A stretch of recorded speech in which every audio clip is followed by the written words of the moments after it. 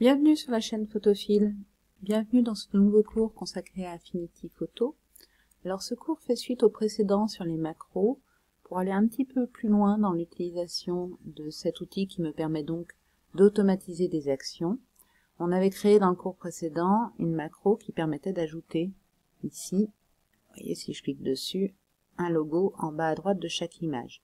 Cette macro est disponible pour toutes les photos que j'ouvre parce que je l'ai ajoutée à la bibliothèque. Si je supprime ici mon calque, voilà, alors je peux modifier cette macro ici en faisant un clic droit. Donc soit je peux la renommer, la supprimer, modifier la macro va me faire basculer sur l'onglet macro et je retrouve la liste des actions que j'avais enregistrées précédemment.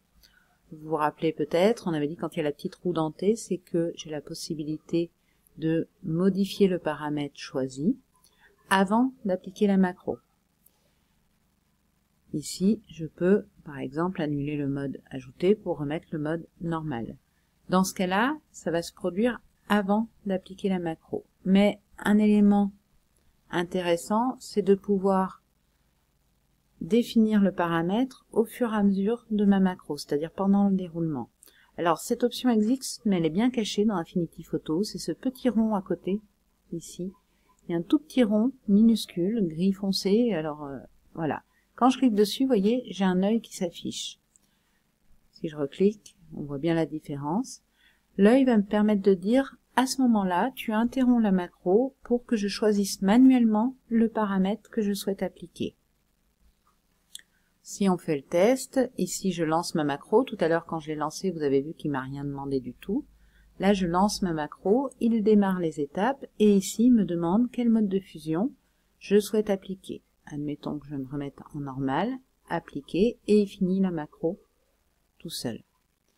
Donc cette petite option, elle est disponible dès lors que j'ai des paramètres à l'action que j'ai mise, donc que j'ai cette roue dentée, et encore une fois, voilà, elle est vraiment pas visible, c'est ici, en activant ce petit œil, que je vais pouvoir définir chaque paramètre lors de l'exécution de la macro. Ici, quand vous voulez ne plus travailler par exemple sur cette macro, vous pouvez réinitialiser l'affichage, c'est-à-dire supprimer en fait l'affichage de la macro.